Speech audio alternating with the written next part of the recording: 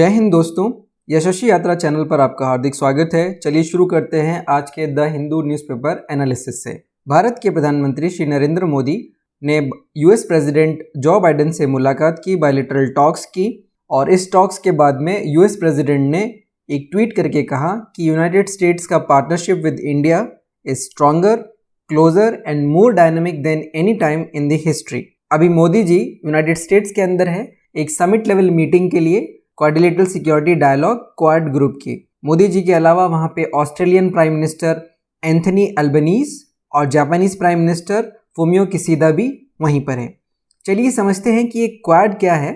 Map के through इसको समझने की कोशिश करते हैं। तो ये एक स्ट्रेटेजिक सिक्योरिटी डायलॉग है भारत, ऑस्ट्रेलिया, जापान और यूनाइटेड स्टेट्स के बीच में। जो मैप पे आपको ये 4 कंट्रीज दिख रही है, इनके बीच में ये पहले प्रपोज किया गया था। Japanese prime minister Shinzo Abe ने 2007 में इसको प्रपोज किया था। लेकिन 2007 से पहले जब 2004 के अंदर इंडियन ओशियन रीजन के अंदर सुनामी आई थी, तो उस समय एक एडहॉक सुनामी कोर ग्रुप बना था। वहीं से बेसिकली क्वाड की जो है वो फाउंडेशंस पड़ी थी और 2007 में इसको एस्टैब्लिश किया गया था। लेकिन उसके बाद में ऑस्ट्रेलिया ने चाइना के प्रेशर की वजह से विड्रॉ कर लिया था और 2017 के अंदर इसको फिर से रीएस्टैब्लिश किया गया और एक फॉर्मल ग्रुप का शेप दिया गया। और जो ये क्वाड का डिप्लोमेटिक एंड मिलिट्री अरेंजमेंट है, इसको देखा जाता है चाइना का जो एक बढ़ता इकोनॉमिक और मिलिट्री पावर है, उसको रिस्पॉन्ड या उसकी प्रतिक्रिया के रूप में इसको देखा जाता है। चलिए आगे बढ़ते हैं और समझते हैं कि जो अभी ये क्वाड का समिट हो रहा है, इससे क्या एक्सपेक्टेड है।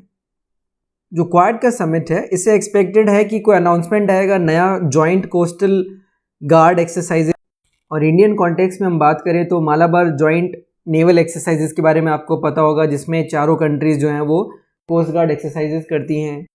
दूसरा अनाउंसमेंट आपको क्वाड कैंसर मूनशॉट देखने को मिल सकता है, एक ऐसा इनिशिएटिव जिसमें ये चारों कंट्रीज कंट्रीब्यूट करेंगी, एक फंड बनाएगी और वो फंड यूज़ किया जाएगा कैंसर से लड़ने के लिए, कैंसर से ट्रीटमेंट के लिए।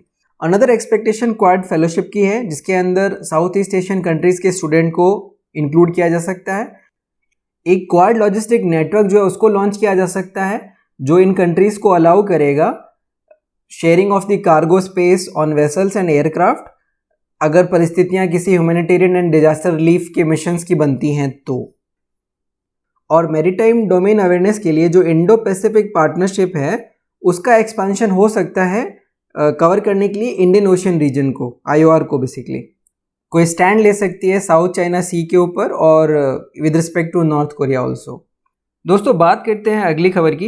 एयर मार्शल अमरप्रीत सिंह जो है वो अगले एयरफोर्स के चीफ जो है वो अपॉइंट किए गए हैं। अमरप्रीत सिंह जो है वो अभी वाइस चीफ हैं इंडियन एयरफोर्स के, और 30 सितंबर से वो जो है वो टेक ओवर कर लेंगे। जो अभी VR चौधरी हैं एयर चीफ मार्शल, वो रिटायर हो रहे हैं और 30 सितंबर को जो है वो अमरप्रीत सिंह जी जो हैं वो next chief of the air staff बन जाएंगे। अमरप्रीत सिंह जी जो हैं वो एलुमनाई हैं नेशनल डिफेंस एकेडमी के, डिफेंस सर्विसेज स्टाफ कॉलेज के और नेशनल डिफेंस कॉलेज के, और ये कमीशन हुए थे in the fighter stream of the Indian Air Force in 1984। ये क्वालिफाइंग इंस्ट्रक्टर है, एज अ टेस्ट पायलट भी इन्होंने काम किया है। मोर देन 5000 आवर्स का जो है इनका फ्लाइंग एक्सपीरियंस है डिफरेंट तरह के एयरक्राफ्ट्स के साथ में। बेसिकली ये प्रोजेक्ट डायरेक्टर भी रहे हैं नेशनल फ्लाइट टेस्ट सेंटर के, जहाँ पे फ्लाइट टेस्टिंग की जा रही है लाइट कॉम्बैट एयरक्राफ्ट तेजस की। एयर मार्शल जो है वो रेसिपिएंट रह चुके हैं परम विशिष्ट सेवा मेडल और अति विशिष्ट सेवा मेडल के।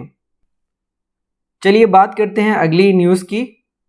सेंटर ने अभी नोटिफाई किया है 8 हाई कोर्ट के अंदर चीफ जस्टिसेस को।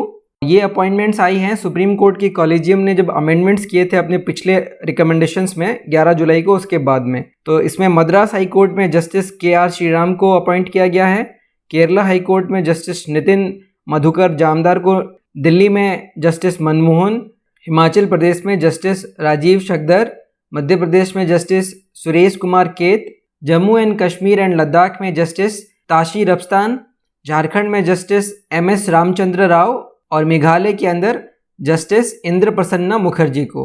So that is about 8 high court gets the new chief justices. चलिए आगे बढ़ते हैं और डिस्कस करते हैं कि अभी इंडिया ने इनवाइट किया है फॉरेन डिप्लोमेट्स को जम्मू एंड कश्मीर के इलेक्शंस जो हैं बेसिकली उसको देखने के लिए, जो वहाँ पे पोल्स हो रहे हैं। तो अभी जम्मू एंड कश्मीर में ऑलमोस्ट लाइक एक डिकेड के बाद में इलेक्शंस हो रहे हैं। फर्स्ट फेज के इलेक्शन जो जम्मू एंड कश्मीर में अभी 18 सितंबर को हुए, उसके अंदर हायर वोटर टर्नआउट रहा 61% का, और ये काफ़ी पीसफुल पोलिंग फर्स्ट फेज के अंदर। अभी एक्सटर्नल अफेयर्स मिनिस्ट्री ने इनवाइट किया है from US, European and ASEAN embassy से विजिट करने के लिए कश्मीर और देखने के लिए फर्स्ट हैंड कि वहाँ पे इलेक्शन प्रोसेस किस तरीके से हो रहा है। ये जो एम्बेसीज हैं इसके अंदर US, France, Germany, Singapore, Philippines, Malaysia, ये सब जो है बेसिकली इनवाइट की गई हैं। ऑलमोस्ट लाइक 20 डिप्लोमेट्स को इनवाइट किया गया और अभी तक 16 डिप्लोमेट्स ने एक्सेप्ट भी कर लिया इनविटेशन। और वो लोग जो है अभी 2 दिन के विजिट पे कश्मीर में 25 सितंबर से रहेंगे और 25 सितंबर को श्रीनगर में इलेक्शंस होने हैं। ये रिफ्लेक्ट करता है मोदी गवर्नमेंट के कॉन्फिडेंस को, जो कि लॉ एंड ऑर्डर सिचुएशन अभी जम्मू एंड कश्मीर में है उस पर, डिस्पाइट इसके कि अभी रिसेंटली टेरर अटैक भी काफ़ी बढ़ गया है, लेकिन फिर भी गवर्नमेंट जो है उसका कॉन्फिडेंस डेमोक्रेटिक प्रोसेस के अंदर है और इसीलिए उन्होंने इन्वाइट किया है। और ये मार्क करता है इंडिया के स्टैंड को, जो बेसिकली एक मेजर पॉलिसी शिफ्ट भी है ऑन इलेक्शंस इन कश्मीर। क्योंकि पहले अगर आप देखोगे तो पास्ट के अंदर फॉरेन डिप्लोमेट्स वगैरह इन सब को अलाउ नहीं किया जाता था जम्मू एंड कश्मीर को विजिट करने के लिए during the election, but recently Modi government ने ऐसा किया है। और अभी फ़िलहाल मोदी जी यूनाइटेड स्टेट्स के अंदर है, जहाँ पर वो एक समिट लेवल मीटिंग अटेंड करने गए हैं क्वाड्रिलेटरल सिक्योरिटी डायलॉग क्वाड की। तो उस कॉन्टेक्स्ट में भी इंटरनेशनल और ग्लोबल स्टेज पे भी भारत की छवि और मजबूत होती है, भारत की डेमोक्रेसी और ज़्यादा सशक्त रूप से उभर कर आती है। चलिए आगे बढ़ते हैं। अगला टॉपिक साइंस के फील्ड से है। तो दोस्तों अभी ICGA जो है, इंडियन कैंसर जीनोम एटलस जो है फाउंडेशन, उन्होंने लॉन्च किया है कंट्री का first comprehensive cancer genomics repository.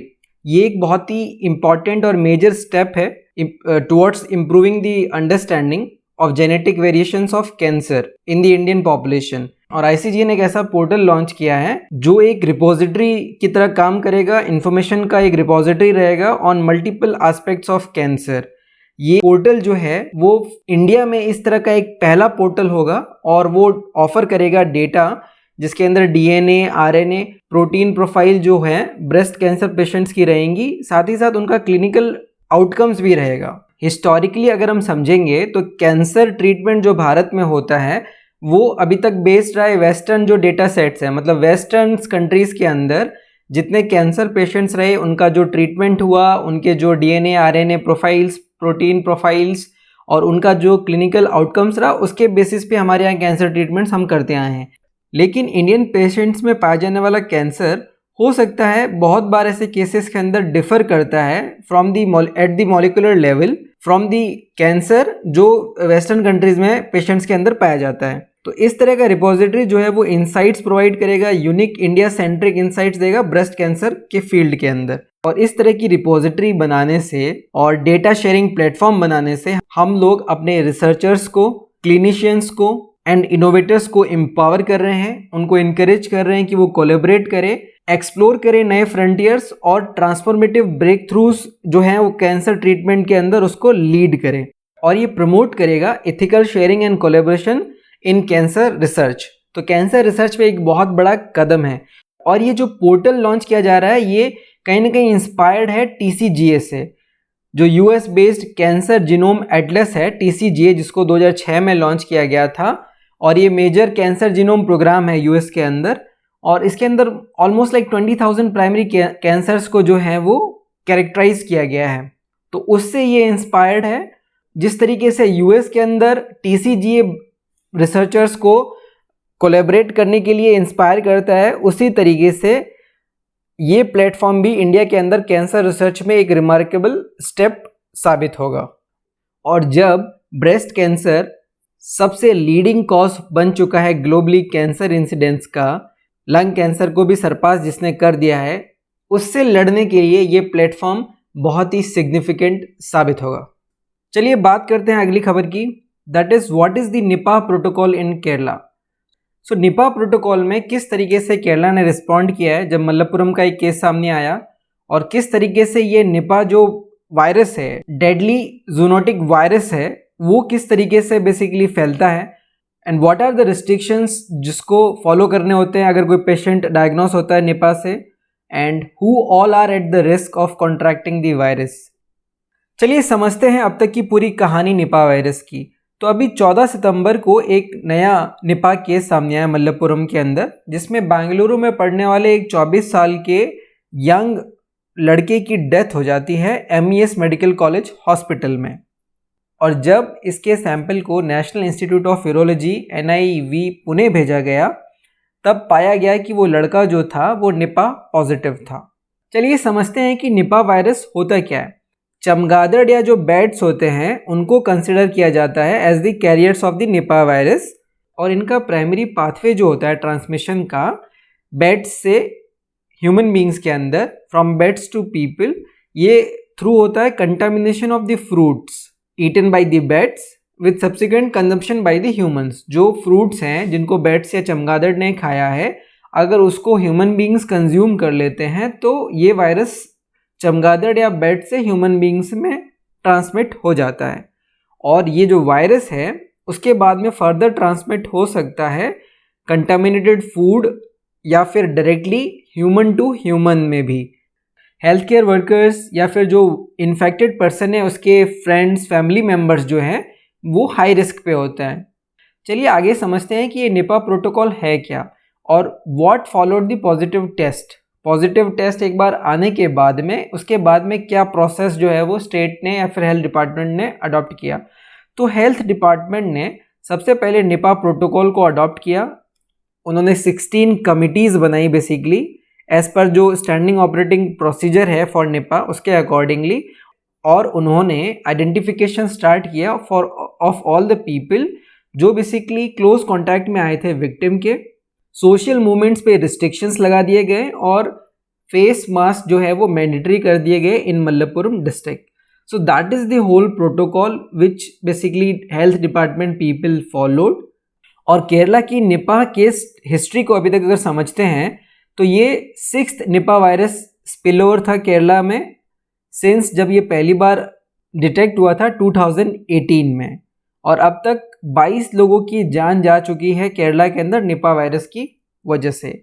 और अगर केरला गवर्नमेंट के रेस्पॉन्स को हम समझें कि उन्होंने किस तरीके से निपा प्रोटोकॉल को एक्टिवेट किया और वो काम कर रहे हैं, काफ़ी गवर्नमेंट और हेल्थ डिपार्टमेंट जो है डिस्ट्रिक्ट एडमिनिस्ट्रेशन है वो काफ़ी क्विकली रिस्पॉन्ड कर रहे हैं। सारे सेफ्टी मेजर्स SOP के अकॉर्डिंगली लिए जा रहे हैं और सारे रिस्ट्रिक्शंस लगाए जा रहे हैं गवर्नमेंट के थ्रू, चाहे वो मास्क हो, कंटेनमेंट जोन्स बनाना हो या फिर आइडेंटिफिकेशन करना हो, क्लोज प्रॉक्सिमिटी में अगर जो लोग आए हैं उनको क्वारंटाइन करना हो, सब चीज़ें गवर्नमेंट कर रही है। That is a very good thing bye the Kerala government. और जो निपा कंट्रोल रूम भी बनाया है गवर्नमेंट ने मॉनिटरिंग करने के लिए, ये भी बहुत ही अप्रिशिएबल जॉब है। So that is all about the Nipah protocol that is being followed by the Kerala government. Definitely एक हेल्थ कंसर्न है, एक हेल्थ इमरजेंसी है, and all of us need to be very vigilant about this, specially the Kerala people. चलिए आगे बढ़ते हैं दोस्तों। एक रिसेंट स्टडी पब्लिश हुई जर्नल साइंस एडवांसेस के अंदर, और उसमें ये पाया गया है शॉर्ट कोर्स ऑफ ट्रीटमेंट जब चूहों का किया गया विद एंटीबायोटिक्स दिन में 2 बार 3 दिन के लिए, तो उससे ये सामने आया कि ये सफिशिएंट था उनके म्यूकस बैरियर को डैमेज करने के लिए। फिर इस स्टडी के बाद से ये क्वेश्चन उठने लगा कि क्या एंटीबायोटिक्स जो हैं वो रिस्पॉन्सिबल हैं बॉल डिजीज के लिए। सो इस पूरी स्टडी से एक चीज़ समझ में आई है कि एंटीबायोटिक्स के इरेशनल यूज़ की वजह से एंटी माइक्रोबियल रेजिस्टेंस तो होता ही है, लेकिन साथ ही साथ इरेशनल यूज़ ऑफ एंटीबायोटिक्स जो है वो सीधा एक्ट कर सकता है directly on the host cells. When the thin layer of mucus जो है वो डैमेज हो जाता है तो ये अलाउ करता है माइक्रोब्स को to come in the close contact with the host जो टिश्यू रहते हैं उसके साथ में। इससे एक इम्यून रिस्पॉन्स ट्रिगर होता है और जिसकी वजह से इंटेस्टिनल इन्फ्लेमेशन ट्रिगर होता है, प्रीडिस्पोज होता है माइसिस के अंदर। अब जो ये ब्रेकडाउन होता है म्यूकस बैरियर का, म्यूकस बैरियर बेसिकली क्या करता है, सेपरेट करता है आपका इंटेस्टिनल जो एपिथेलियम होता है उसको माइक्रोबायोटा से। और जब म्यूकस बैरियर का ब्रेकडाउन होता है तो इन्फ्लेमेटरी बाउल डिजीज जो है होता है। तो ये पूरी स्टडी से एक चीज़ सामने आई है कि एंटीबायोटिक्स जो है उनका इरैशनल यूज जो है वो रिस्पॉन्सिबल है बाउल डिजीज के लिए। बात करेंगे अगले आर्टिकल की, that is ransomware threats mounting every year. तो इस आर्टिकल में बात की जा रही है कि जो रैंसमवेयर थ्रेट्स हैं वो हर साल जो हैं डबल होते जा रहे हैं, both in terms of volume and value of the tax and transfer payments. ऐसा कहना है आनंद ईश्वरन, ये सीईओ हैं वीरम सॉफ्टवेयर करके कंपनी है उनके। तो इस पूरे आर्टिकल में ये मेजर पॉइंट यही रख रहे हैं कि अज्यूम कर लो कि सारी चीज़ों में ब्रीच होना ही है, रैंसमवेयर थ्रेट्स आने ही हैं, तो क्या कंपनीज़ को, गवर्नमेंट्स को एफर्ट्स नहीं डालने चाहिए टू मेक श्योर कि उनका डेटा जो है कम से कम वो तो रिकवर हो जाए विदाउट एनी लॉस, अगर मान लो ऐसा कोई ब्रीच होता है तो। सो एक रिसर्च के according 3/4 of all companies were breached last year at least once, और 80% of them actually ended up paying the ransom. और रैंसम देने के बाद में भी 25% ने तो कभी अपना डेटा रिट्रीव करने की कोशिश ही नहीं की। और companies need to understand that कि रैंसमवेयर जो है वो एक सिर्फ अटैक नहीं है, साइबर अटैक नहीं है, एक ऑर्गेनाइजेशनल कल्चरल प्रॉब्लम भी है। बिकॉज सभी को in the country, every company, all the people should understand कि डेटा प्रोटेक्शन जो है उसको सीरियसली लेने की ज़रूरत है। यहाँ इंडिया एक मेजर रोल प्ले करने जा रहा है ग्लोबल इकोनॉमी के अंदर, तो इंडिया डेफिनेटली उसकी वजह से एक प्राइम टारगेट हो जाता है for the ransomware, both from the external and internal cyber security threat point of view. अभी recently Indian computer emergency response team जो है सर्टेन, उन्होंने रिपोर्ट किया 53% of increase in the ransomware incidents in 2022, और इसने पर्टिकुलरली अफेक्ट किया IT services को, finance, manufacturing and critical infrastructure को, डिसरप्टिंग द एसेंशियल सर्विसेज। तो इस सब सिचुएशन के अंदर जो लास्ट लाइन ऑफ डिफेंस हो जाता है वो होता है बैकअप। किसी भी ऑर्गेनाइजेशन का लास्ट लाइन ऑफ डिफेंस की हम बात करेंगे तो कम से कम बैकअप उनके पास में होना चाहिए, डेटा को रिट्रीव करके उनको रखना चाहिए टू इंश्योर दैट कि उनका सिस्टम जो है वो एक्सेसिबल है, दैट इज़ अवेलेबल ऑल्सो, और बिजनेस कंटिन्यूटी और डेटा इंटीग्रिटी के पॉइंट ऑफ व्यू से ये बहुत ही क्रूशियल एंड क्रिटिकल हो जाता है।